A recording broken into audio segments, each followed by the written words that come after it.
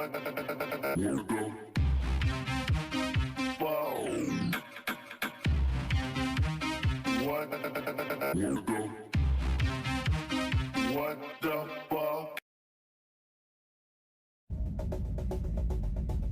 thousands of years, we have looked at the night sky and believed that the illuminated stuff was all that made up our universe. Scientists now realize it's not what shines in the light, but what hides in the dark that holds the true secrets of our sky. There is a mysterious dark matter that binds stars and galaxies together, and strange particles like WIMPs, axions, and machos might be to blame. And there is a dark, repulsive energy that is creating space in the universe, but driving the galaxies further and further apart to a dismal fate.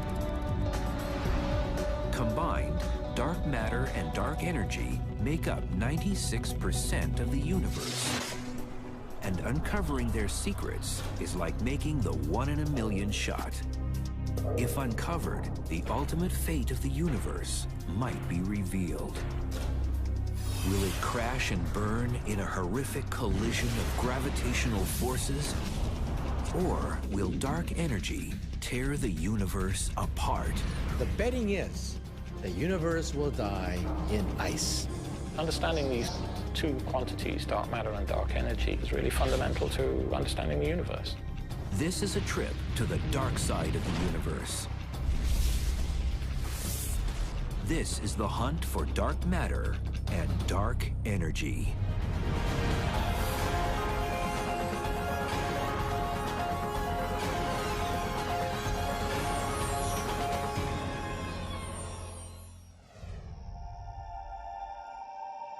Dark matter is unlike anything we have ever encountered on Earth. Billions of these strange particles pass through everything they encounter each second. They are so massive in weight, they have the power to influence the galaxies, how they form, and how fast they spin. Dark matter's invisible presence is everywhere, or so it seems. Science has not directly proven dark matter particles exist. There are many suspects, but no answers. And observing something you can't see isn't easy. It doesn't emit light and it doesn't absorb light. It doesn't interact with light at all. Not only does it not shine, you can't easily see it in obscuration. But the evidence is there. Science knows it. Every textbook on the planet Earth says that the universe is made out of atoms and some subatomic particles. Well, all those textbooks are wrong. And they are going underground to prove it. When they hear about this invisible matter called dark matter, they say, bah, humbug, show me proof that dark matter exists. Sudan, Minnesota. 200 miles from any major city lights. A perfect place for hunting dark matter, but not for obvious reasons. So you'd think we'd want to look up in the sky for dark matter. That's where dark matter's coming from, after all. But instead, we're going to don our helmets and we're going to walk down into this mine.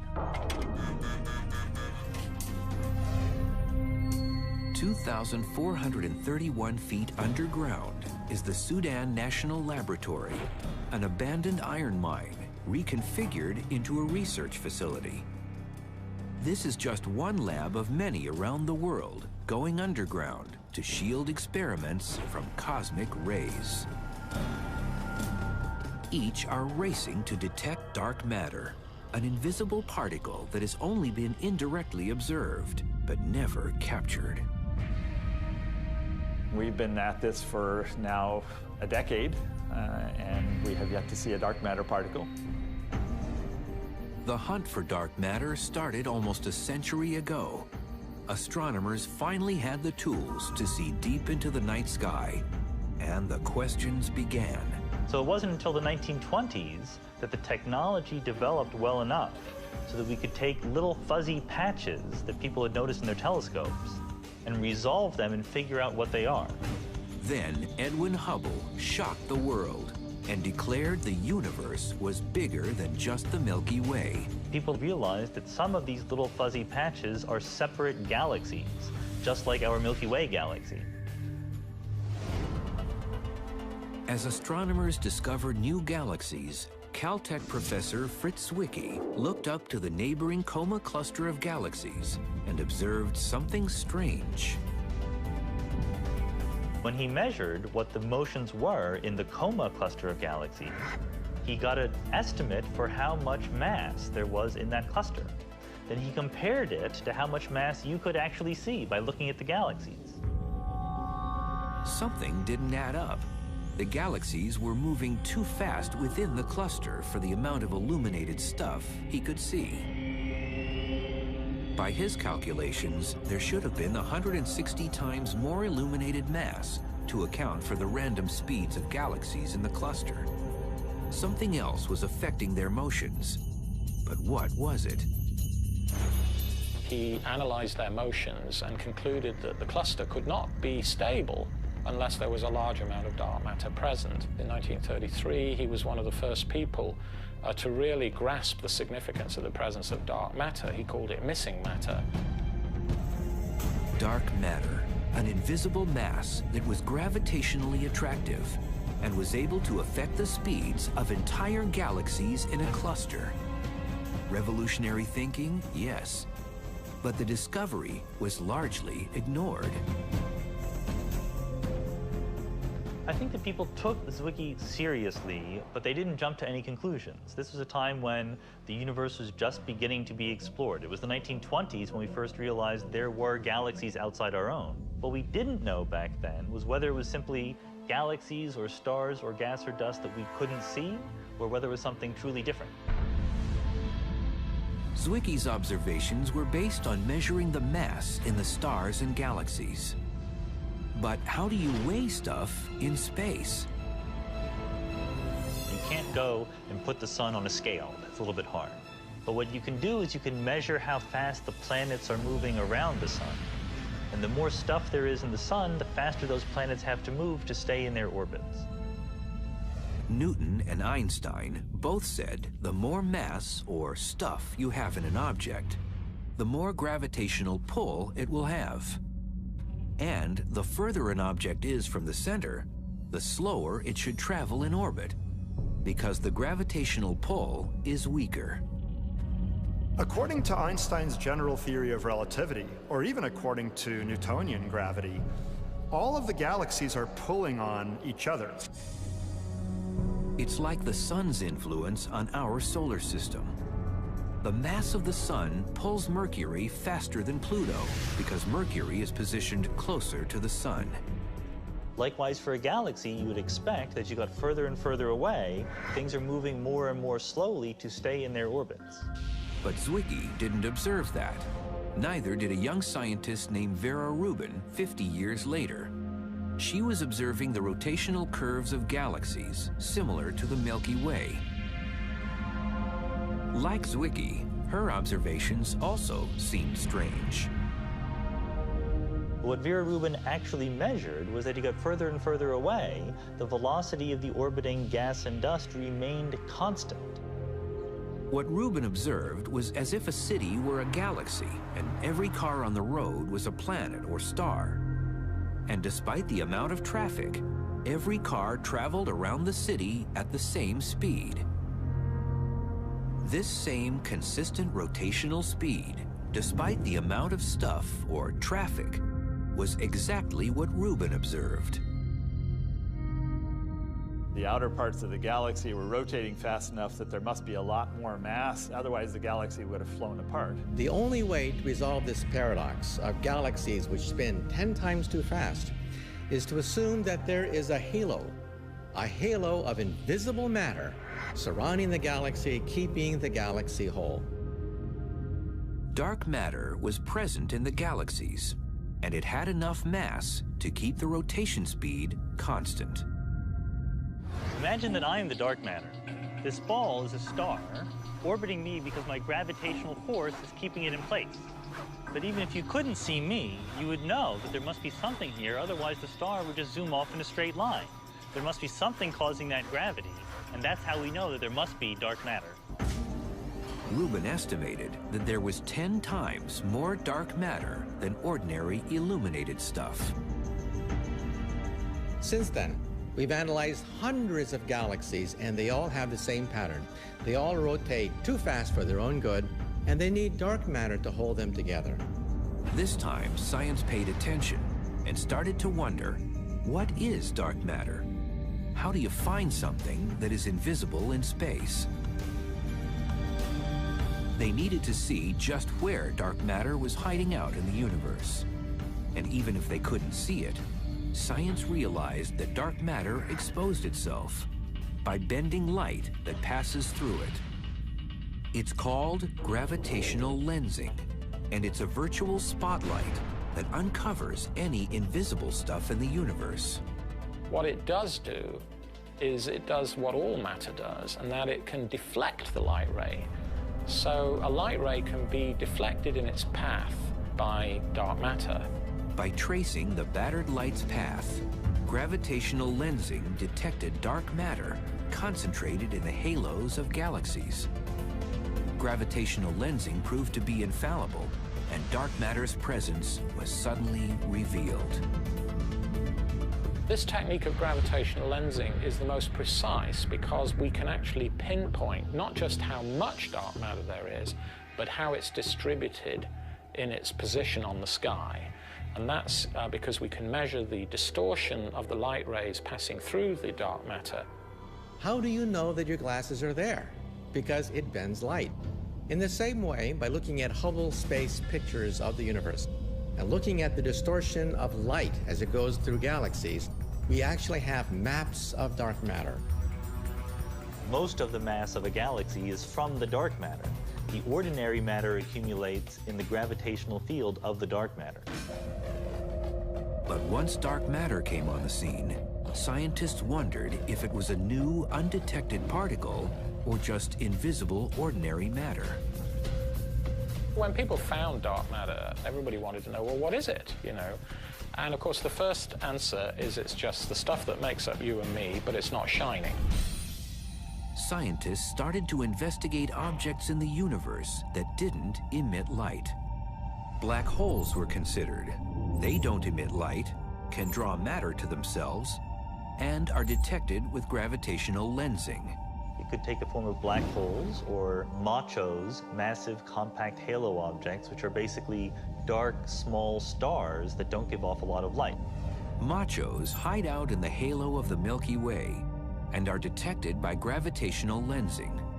But there weren't enough to account for the amount of dark matter needed. Failed stars like brown dwarfs were also suspected. They are massive enough to make up dark matter's presence. Whatever dark matter is, there is way more of it than the ordinary matter of stars and planets. 10 times more. All of the stuff that you can construct from ordinary atoms, protons and neutrons and electrons, cannot possibly be enough to account for the total amount of matter that you see in galaxies and clusters. Scientists continued to present new suspects as the search continued for dark matter. Previously discovered exotic particles like neutrinos were reconsidered. Like dark matter, neutrinos are passing through the Earth millions of particles at a time, but they are too light to account for dark matter's effect on gravity. And scientists can recreate neutrinos in particle colliders. They also come from the sun. Axions is also another possible dark matter candidate. They were invented to explain a particular glitch in one of the particle physics theories. They would be extremely light, so you search for them in a completely different way than what we're doing. But they would also be very numerous, and so they could possibly be the dark matter. Axions are very light and are believed to have been created at the moment of the Big Bang, just like dark matter. But theories suggest that they could change to protons, while dark matter is stable. After exhausting all the usual suspects, many scientists believe dark matter is a new exotic particle, unlike anything on Earth. And billions are passing through us every second.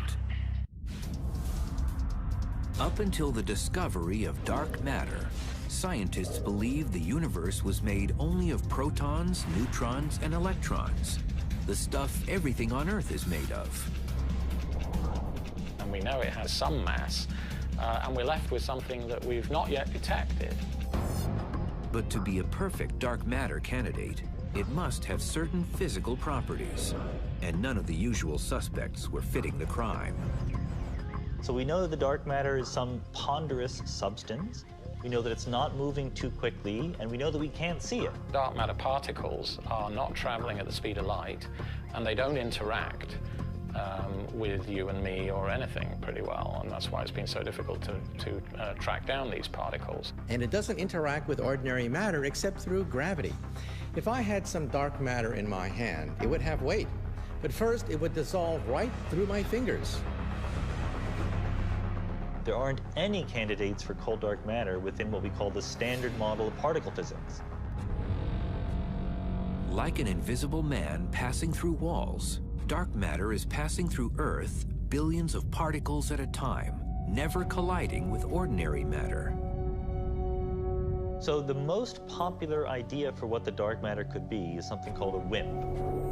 WIMPs are weakly interacting massive particles.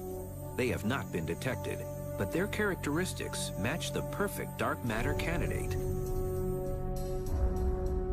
At the Sudan laboratory, the Fermilab team has gone underground, braving thousands of bats to try and capture a WIMP particle. This is called the Cryogenic Dark Matter Search. CDMS is the acronym for it. This was an iron ore mine until 1962 when it shut down. We're half a mile underground.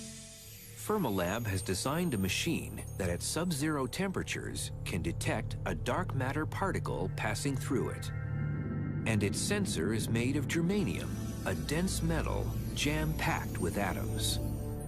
It's a very pure block of germanium. It's got on the surface of it a pattern of tiny little thermometers, basically, that are able to detect when a particle passes through this hockey puck-sized chunk of germanium. Dark matter is streaming right through us right now without doing anything. Very occasionally, it will bump into the nucleus of an atom, and that's the signature that we're hoping to see. To get a clean dark matter hit, Fermilab needed to filter out junk from space. We would get so many particles that it would be really trying to sift a needle in a haystack. Fermilab's experiment picks up all matter that passes through this detector. The less junk in the air, the easier it will be to detect a dark matter particle. Because dark matter doesn't interact easily with regular protons and electrons, Fermilab has frozen the germanium pucks to near sub-zero temperatures. If a dark matter particle comes through and hits a nucleus, it will actually change the temperature of the crystal very slightly. And so we're looking for that tiny change of temperature in the crystal to signal that a dark matter particle has passed by. 16 germanium pucks sit in a chamber inside a clean room. So we're suited up, we're about to go into the experimental room. It's a class 10,000 clean room. That's why we're all suited up, so we don't carry in any dust, because that would cause a background for the experiment. So let's go inside. So we have scintillation counters that are catching any cosmic ray particles that get all the way down underground here. So right here is what keeps our experiment cold, that tiny little bit above absolute zero. This is a dilution refrigerator.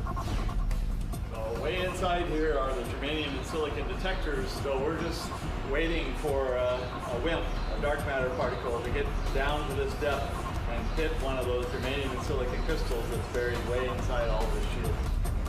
Fermilab has been visiting the mine for nearly 2 years, trying to capture dark matter. This is far harder than it sounds. Although billions of particles are passing through Earth at one time, It's a 1 in a million shot dark matter will interact with ordinary matter. Getting a dark matter particle to hit a germanium atom is like an archer trying to hit a bullseye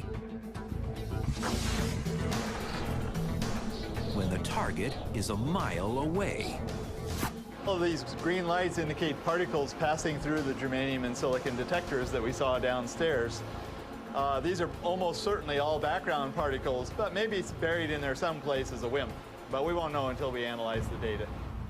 Hunting dark matter is tedious. Each day, the Fermilab team reports to the underground lab, analyzes data, and perfects their ping-pong game while waiting for the one hit that will prove dark matter exists. But for all this effort and waiting around, no dark matter has been detected by Fermilab or by anyone else.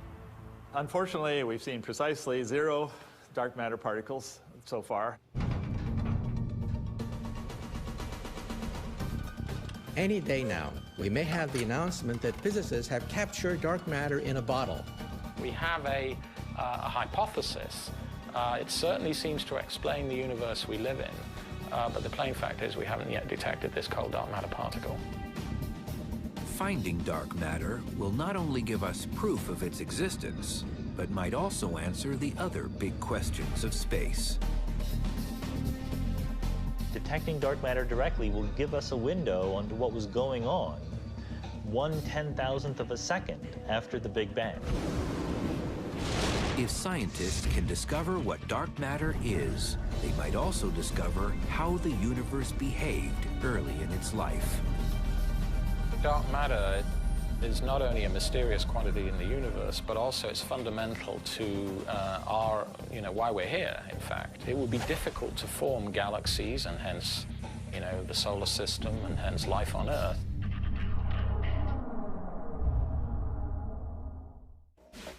The story of dark matter and dark energy can't be told without going back to the beginning of time, to the moment of the Big Bang, when space didn't exist. There is no center where you can point to, and that's exactly the analogy for the Big Bang. There is no direction in the sky from which all the galaxies are expanding. From this moment of nothing to a violent explosion, space was created, and the universe began to grow from a seed. Particles formed in a nuclear fusion of gas and energy. Ordinary matter was reacting with other ordinary matter. The early universe was, in fact, a nuclear reactor when it was 1 minute old. And 380,000 years later, bits of particles began to cluster, creating the seeds from which stars and galaxies would later form. Bigger lumps grow to form yet bigger lumps, and so gravity is slowly pulling bringing objects together.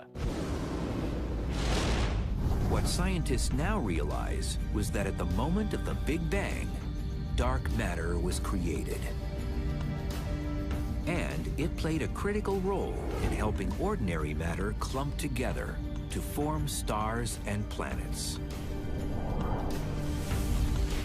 Like steel girders used on a building site, dark matter's slow-moving particles acted like scaffolding upon which ordinary matter could attach itself. We believe that because it's cold and doesn't interact very much, that dark matter was pulled together by gravity very slowly over time and actually formed the seeds around which normal matter coalesced into galaxies. It's like a cosmic web, like a spider's web, where there are strands of dark matter, and where these strands intersect, like a scaffolding pattern. So in a sense, the dark matter is the framework. It's providing the scaffolding for the shining galaxies that we can easily see. Are really like the Christmas tree lights. They're not the actual Christmas tree. They're the things that are visible from very, very far away. But the reality of a galaxy is a big halo, most of which you don't see. You see the shiny bits that are stars and planets that have accumulated at the center of that large halo, which is mostly dark matter.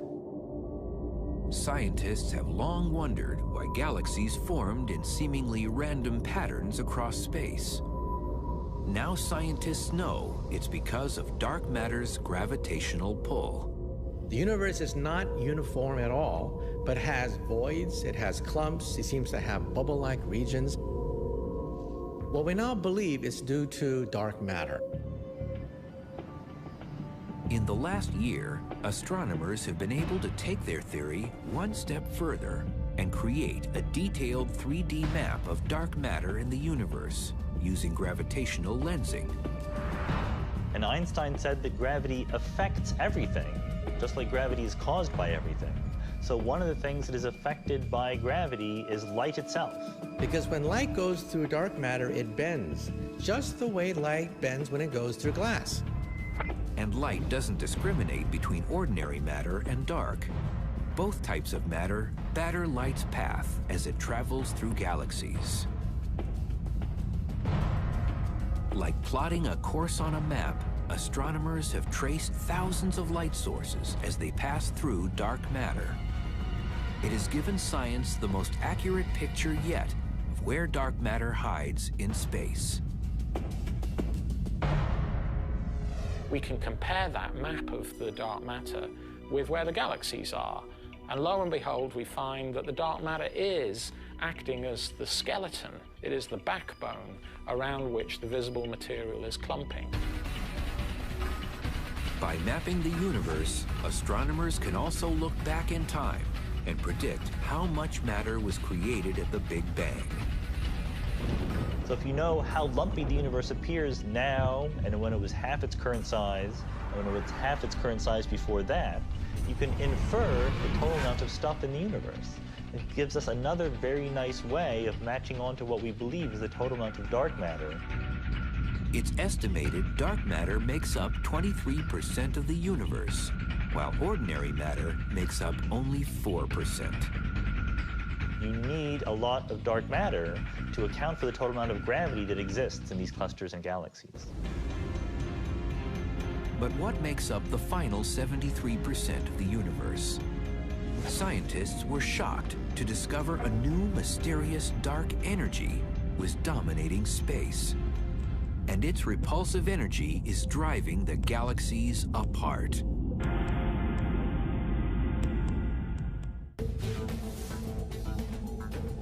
Science always assumed that although the universe continues to grow in size, it would eventually slow in its expansion, or perhaps even collapse on itself. Gravity would overcome any momentum it had. But while measuring the expansion history of the universe, scientists were shocked to realize that the universe wasn't slowing down, it was speeding up. And a grim fate awaited any living thing.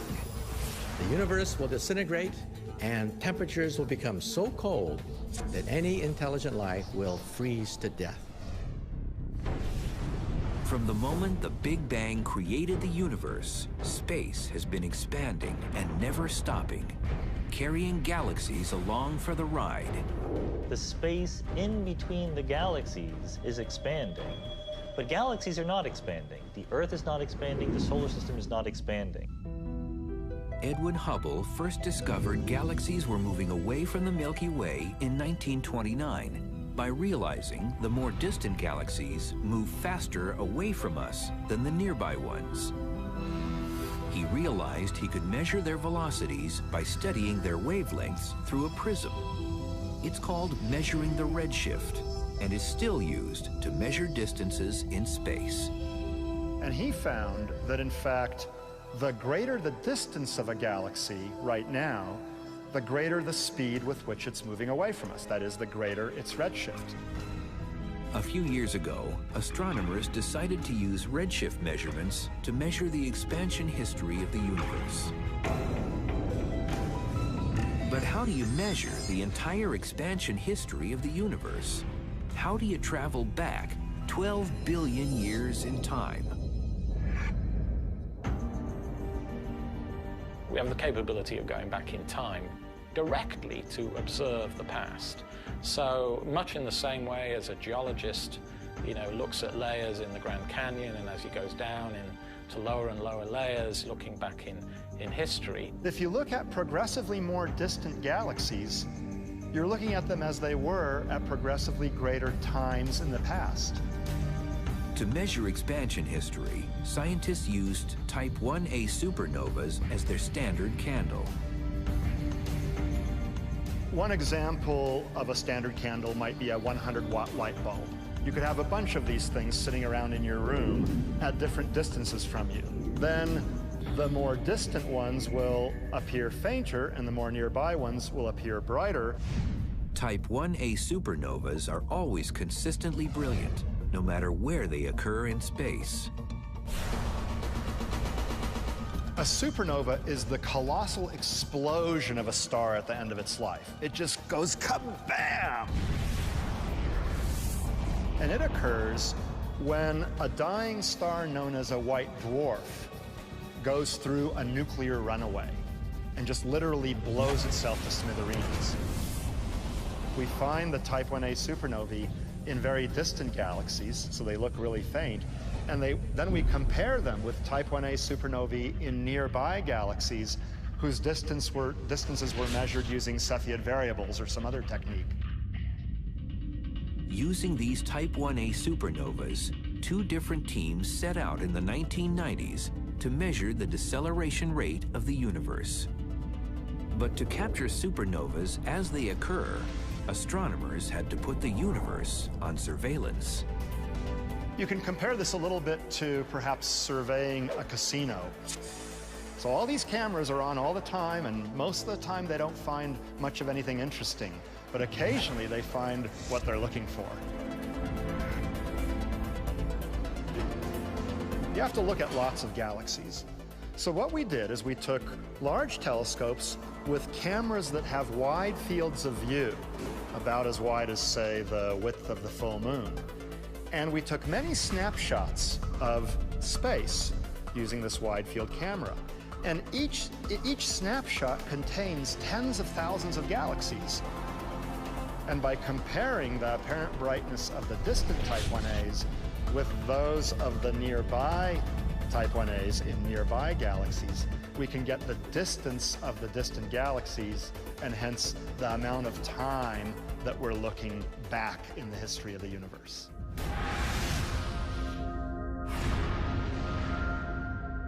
After the two teams studied the results of 60 Type 1a supernovas, scientists were shocked at their results. The universe wasn't slowing down, its expansion was speeding up. We all expected that expansion to be slowing down with time, because after all of the galaxies are pulling on one another. We were so confident we were going to measure the rate at which the universe was slowing down. And then we found, of course, a negative answer. The universe is not slowing down, it's speeding up. And this was just a big mystery. That is really, really weird. You know, we expected to measure some amount of slowdown, and instead it's expanding more quickly. That's like the wrong sign, right? We were really afraid that we had gotten completely the wrong answer. We rechecked our measurements, we checked the analysis. A bunch of people on each of the two teams did the measurements and the analysis independently and kept getting the same result. One of the greatest shocks in the world of cosmology just in the last few years has been the realization that our universe is accelerating. This repulsive force driving the universe was called dark energy, an invisible energy that was nothing anyone expected or understood. It suggests that over the largest distances in the universe, there's a repulsive effect that dominates over gravity. And dark energy was creating space, taking galaxies along for the ride. This energy that appears to fill the universe and stretch the expansion of the universe faster and faster with time is now known as dark energy. So here I throw the apple, and initially it's decelerating, and then dark energy makes it accelerate away from me. So you throw the apple, and it just zooms away faster and faster with time. Like the apple forever traveling into space, galaxies are being carried away as more space is created.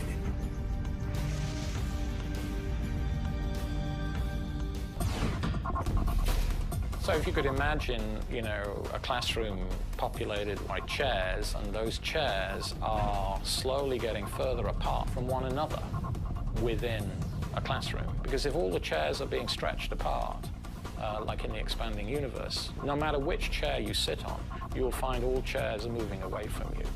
So the chairs are not really expanding. In fact, the chairs are the same size, really. What's happening is that the room is getting bigger. The space in between the chairs is being stretched apart. More space is being created in between the galaxies. So you have individual galaxies remaining of constant size in a universe where all of space is getting bigger and bigger. Dark energy is very different from dark matter. It doesn't clump up like galaxies do in clusters or like stars do in galaxies. Instead, it appears to be pretty uniform, and we find the same amount of acceleration no matter which direction we look at. It's probably smooth, although some people believe there may be structure in its distribution and its influence. Dark energy is the energy of the vacuum, the energy of nothing. Even nothingness has energy, and it's pushing the galaxies apart, creating a runaway universe. It appears dark energy and dark matter have been at war with one another since the beginning of time. Science believes dark energy was created along with dark matter at the moment of the Big Bang. It has always existed in the universe, but gravitational forces of dark matter kept it in check, slowing down the expansion of space during the first 9 billion years of time. This changed 5 billion years ago when the universe grew big enough so that dark matter was dispersed throughout the universe, and dark energy wasn't so affected by dark matter's pull. As a result, the universe began to expand at an accelerated rate. Dark energy is a constant term. That was probably very insignificant when the universe was hot and dense in the beginning, and so it doesn't really matter whether dark energy is there or not. It is there, but it just plays no role at all. And then as the universe gets cooler and less dense and bigger, so gravity becomes less important, and then dark energy takes over. It's a property of space that we don't yet fully understand. As the universe expanded, astronomers realized dark energy won its struggle with dark matter and started the acceleration 5 billion years ago. So there came a time, about 5 billion years ago, when the dark energy started dominating over the attractive matter in the universe. So in a sense, if you plot the force versus time, the gravitational attraction is declining with time, the repulsion is increasing with time, and about 5 billion years ago, the two curves crossed, and that's when the universe started accelerating in its expansion. Dark energy is fundamental to understand because it tells us where the universe is going. What's the fate of the universe? Is it going to expand forever and get cold and dark? Or is there, some end in sight? Dark energy now drives the expansion of the universe, and it doesn't seem to be stopping. The repulsive effect of the dark energy increased because the more space there is between galaxies, the greater is the cumulative effect of the dark energy, the repulsive effect. And individual galaxies seem destined to a lonely existence. So it looks as if this is the end of everything. Surprisingly, the theory of dark energy was proposed and discarded long ago from one of physics' greatest minds. He called it his biggest blunder. His name was Einstein, and he might have been onto the greatest discovery of the 21st century 80 years before anyone had a clue. Science now understands that dark energy is creating and expanding space. But in the early 20th century, astronomers believed the universe was only as big as the Milky Way and would never grow in size. But Einstein had just formed his theory of relativity and decided to test it on the static universe. But as hard as Einstein tried, he could not balance his equation to equal a static universe. His calculations showed a universe that must either expand or contract. He realized that if you had a universe that was smooth, that was uniformly distributed with stuff, his theory unambiguously predicted that it should either be expanding or contracting. So Einstein proposed a repulsive vacuum energy that would hold the universe in balance with attractive gravity. He called it his cosmological constant, a constant energy that would hold the universe in balance. He introduced the cosmological constant, or dark energy, to hold the universe static. When Hubble announced space was expanding, suddenly Einstein's cosmological constant seemed irrelevant, and he labeled it his biggest blunder. Now it turns out that dark energy, the concept that he threw away back in the 1920s, is in fact the dominant force blowing the universe apart. Einstein's so-called blunder will eventually determine whether or not the universe dies in fire or ice. And the betting is the universe will die in ice. In trying to survey how the universe behaves, Einstein had erroneously predicted dark energy and what is the total makeup of the universe. The total amount of stuff in ordinary matter and dark matter is not enough to account for the curvature of space that we observe. Like looking across a horizon on Earth, the size of the universe is so great the curvature of space appears flat. Add ordinary matter, and dark energy together. That makes a prediction for the curvature of space, and that prediction comes spot on. You get the right answer. Our satellite data now has revealed the fact that 73% of the matter-energy content of the universe is dark energy. Dark energy, which was once Einstein's blunder, is now known to be the dominant force in the universe. His blunders are our great discoveries. Scientists are at the very beginning of understanding what effect dark energy will have on the fate of the universe. Ideally, we'd like to measure how dark energy is behaving as the universe ages. Eventually, when the dark energy completely dominates over dark matter, the universe will enter a stage known as exponential expansion. For every given unit of time, it'll double in size. And unless the dark energy changes sign someday and becomes gravitationally attractive, the fate of the universe is to expand forever, more and more quickly with time. We don't understand, if the vacuum energy is driving the acceleration of the universe, why it has the amount it does.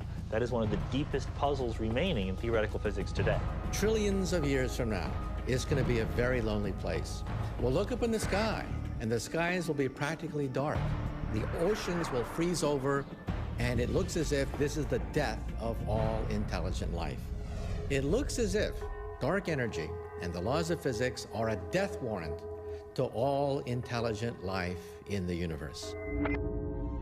In discovering dark matter and dark energy, science is one step closer to defining the theory of everything. One equation that will define the entire workings of the universe. Once we have the theory of everything, we'll be able to answer some of the deepest questions ever since man and women first looked at the heavens. This could be the crowning achievement of 2,000 years of investigation into the laws of nature ever since the Greeks asked the question, what are things made of? For now, dark matter and dark energy continue to be the greatest cosmological questions of the 21st century. It's certainly frustrating, yes. I mean, it's humbling, too, to know that, you know, all we know about physics is restricted to normal matter, and yet there's all this other dark matter and dark energy that we really understand very little about. It's the beginning of a new era and the mysteries of the dark side of the universe. It's the Wild West as far as particle astrophysics, which is what we call this field. It's a property of space that we don't yet fully understand.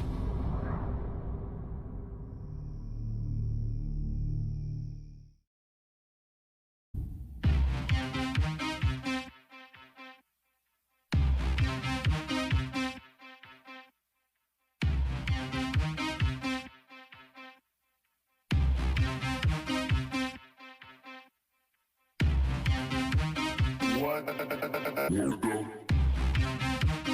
Wow. What the? What the?